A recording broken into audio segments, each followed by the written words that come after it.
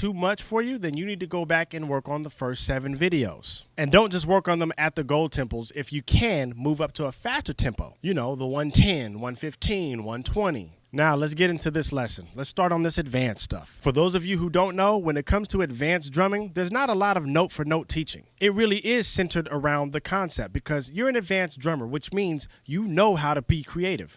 Which means you know how to be creative. If you're a beginner and you started at the start point like, I don't know how to do this at all, but you've made it up to this point, you know how to learn conceptually. And here's the good thing. The max tempo in this video is also only 100 BPM, like the last video. Because I'm just trying to teach you the concept. You pushing yourself to 120, 140, even 180, that is up to you. It is not required, but it is encouraged. Because when you learn to play things faster than you need to, it makes it easier to play it at the tempo that you are supposed to be at. And also, all of these advanced chops that you see on YouTube, Instagram, Twitter, Facebook, whatever social media outlet that you watch, they're just really fast, slow notes. So technically, when it comes to creativity, you can be creative at 70.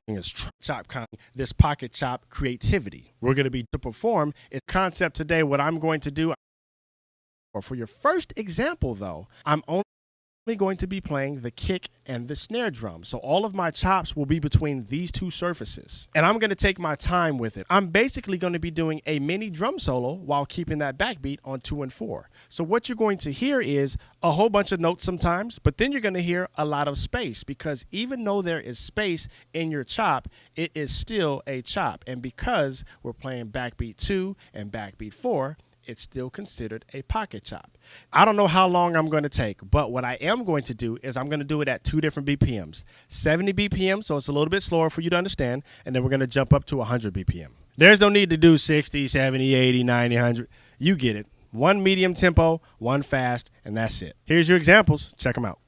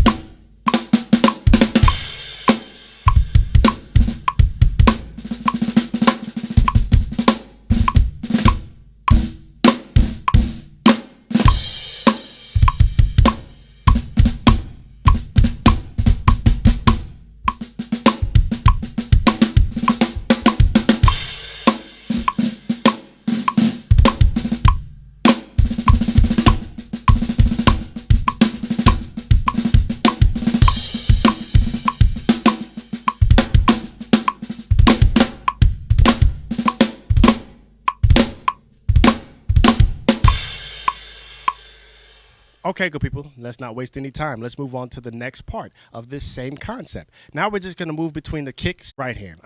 80 BPM. It's like a mini solo.